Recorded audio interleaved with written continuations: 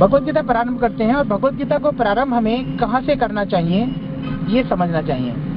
हालांकि भगवत गीता धृतराष्ट्र उवाच से शुरू होता है, पहले श्लोक से शुरू होती है, परंतु उससे पहले भूमिका होती है, अर्थात हमें इस बात के लिए तैयार करना कि हम भगवत गीता को पढ़, सुन और समझ सकें, अपने जीवन में उतार सकें। तो भगवत गीता बहुत सामान्य पुस्तक नहीं है, महान ग्रंथ है। इस महान ग्रंथ को कैसे अपने जीवन में उतार सकें, हमें इसके लिए इसका भूमिका अवश्य पढ़नी चाहिए। भूमिका में श्री प्रभुपाद जी बताते हैं कि भगवत गीता के यथारूप के मर्म का स्पर्श किए बिना जो लोग अपने मतों को व्यक्त करते हैं, ऐसे संस्करण लाभ के बदले हानि पहुंचाते हैं। देखिए, भगवत गीता भगवान ने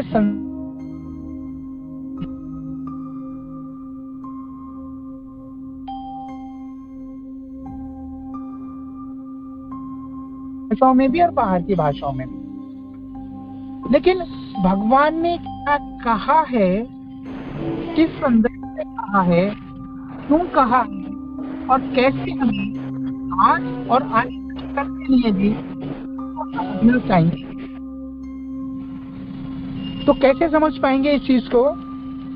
जब हमें कोई भगवत गीता का अनुवाद ऐसा करके देगा जैसा कि हमें भगवान श्री कृष्ण ने दिया है। अपनी ओर से घालपेल नहीं होना चाहिए। अगर फिल्म देखकर आए और फिल्म देखकर आपने जो कहानी बताई उसमें जीरो अंतर है, कोई अंतर नहीं है, तो फिर ठीक है, उसे कहेंगे यथारूप, जैसा मैंने देखा वैसे आपको बता दिया। लेकिन होता क्या है, हम किसी चीज को अपनी ओर से विवरण देते हैं ना, तो अपनी आदतें, अपना अनुभव, अपनी पिछले जो हमने सीखा है चीजें, वो उन सब चीजों को उसमें जोड़ देते हैं और जानबूझकर नहीं जोड़ते हैं, अनजाने में ये जुड़ता चला जाता है। कई बार जानबूझ के भी करते होंगे।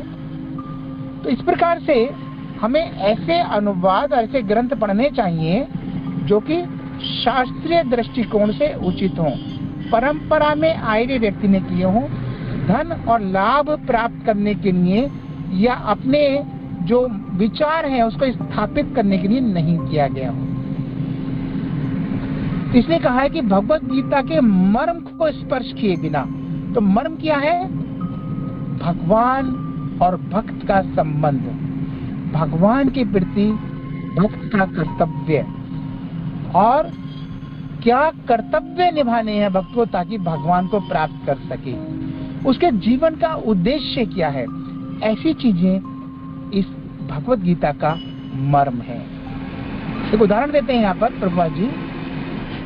यदि कोई डॉक्टर या चिकित्सक या कहे हकीम आपको दवाई दे, औषधि दे, और आप उस दवाई का, औषधि का सेवन अपनी इच्छा से करें। डॉक्टर ने कहा था ये वाली दवाई खाने से पहले खानी है, ये वाली खाने के आधे घंटे बाद खानी है, ये वाली सोने से पहले खानी है। हम अपनी इच्छा से कभी भी खा लेते हैं, रात वाली सुबह, सुबह वाली दोपहर, दोपहर वाली शाम, और डेली नहीं खाते हैं, छोड़ छोड़ के खाते हैं। तो 7 दिन कोर्स किया पूरा दवाई का, डॉक्टर के पास गए, कहा साहब हमें तो कोई लाभ नहीं हो रहा है।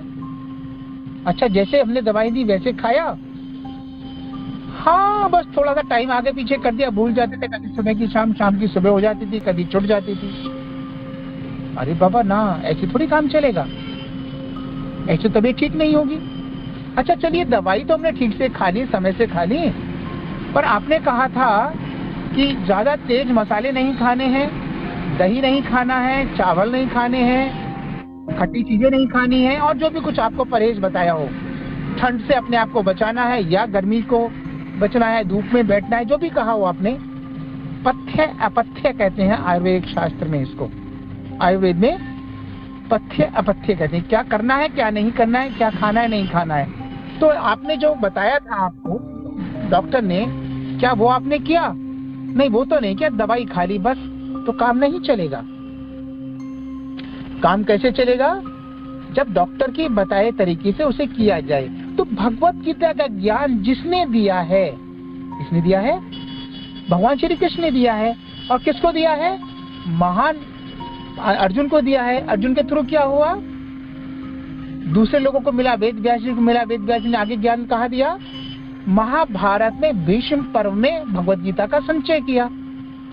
उस भगवत गीता का फिर हमारा अन्य शास्त्रों की तरह से हमारे जो आचार्य हैं, जो ज्ञानी लोग हैं, उनके द्वारा हम तक आया। कौन से? शंकराचार्य हैं, रामानुजाचार्य हैं, मध्वाचार्य हैं, निम्बार्क स्वामी हैं, चैतन्य महाप्रभु हैं, श्री प्रभुपाद जी हैं, इनके द्वारा हमें ज्ञान प्राप्त हुआ।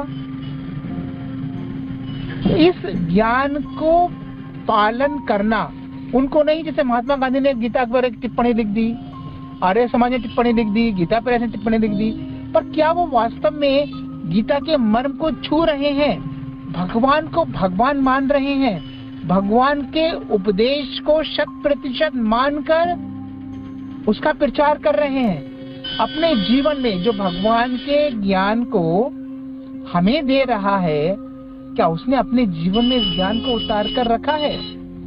ऐसे कैसे हो सकता है? मैं कहूँ आप झूठ मत बोलिए और मैं झूठ बोलता रहूं, मैं कहूँ आप सिगरेट मत पीजिए, मैं सिगरेट पी,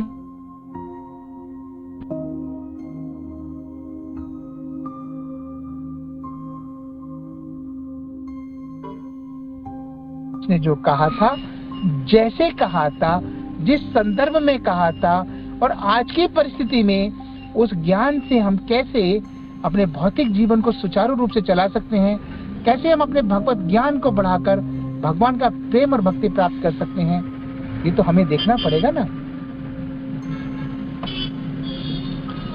श्रीमद् भगवत गीता के 4थे अध्याय में भगवान ने कहा है कि भगवत गीता की यह योग पद्धति सर्वप्रथम भगवान ने सूर्यदेव को बताई, सूर्यदेव ने इसे मनु को बताई और मनु ने इसे इक्ष्वाकु को बताई, और इस प्रकार गुरु परंपरा की यह योग पद्धति एक से दूसरे तक पहुंचती रही। परंतु समय के साथ, जैसे मैंने बताया, फिल्म देख कर आओगे, कहानी कुछ और बता दोगे। एक कम्युनिकेशन स्किल्स का होता है, एक ट्रेनिंग होती है। उस ट्रेनिंग में क्या करते हैं, एक छोटा सा संदेश 3-4 लाइनों का, 5 लाइनों का, पहले एक व्यक्ति के कान में सुना देते हैं, समझा देते हैं, पढ़ा देते हैं उसको, और उससे कहते हैं आप अकेले में एक व्यक्ति को बताओ। उसने बताया, फिर जो दूसरा व्यक्ति है वो तीसरे व्यक्ति को बताएगा, तीसरा चौथे को, चौथा पांचवें को, पांचवा छठे को। लेकिन 10वें व्यक्ति आते आते जो संदेश आया था, वो संदेश पूरी तरह से बदल चुका होगा।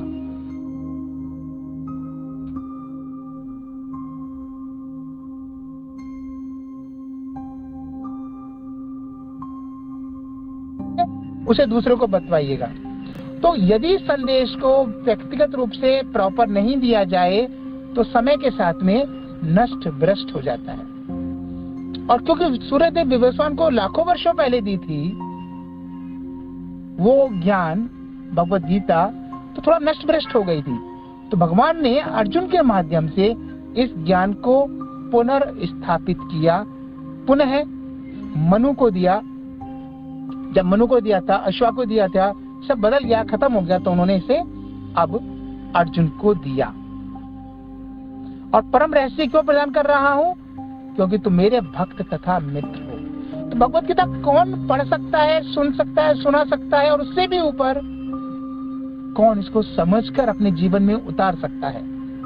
2 गुण बताए उसके अंदर। यहाँ पर मित्र होना चाहिए और भगवान का भक्त होना चाहिए।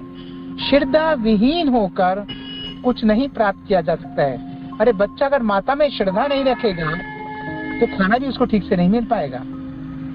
हम तो जीवन को उद्धार करने की बात कर रहे हैं। तो 4th अध्याय का 1, 2, 3 श्लोक है ये श्रीमद् भगवत गीता का। बड़ी विवेचना की है इसके अंदर। तो सबसे अच्छी तरह से हमें समझने के लिए हमें सबसे अच्छा बनना पड़ेगा, अर्जुन के जैसे गुणों वाला बनना पड़ेगा। और जब हम अर्जुन के जैसे गुणों का विकास कर लेते हैं तो हम भगवत गीता को अच्छी तरह से समझ सकते हैं। तो आइए हम सब आपस में एक दूसरे के प्रति सद्भावना रखें, एक दूसरे को भगवान से प्रार्थना करें एक दूसरे के लिए हम सब, कि हम भी अर्जुन की तरह से इस भगवत गीता के ज्ञान को समझ सकें और समझकर अपने जीवन में उतार सकें।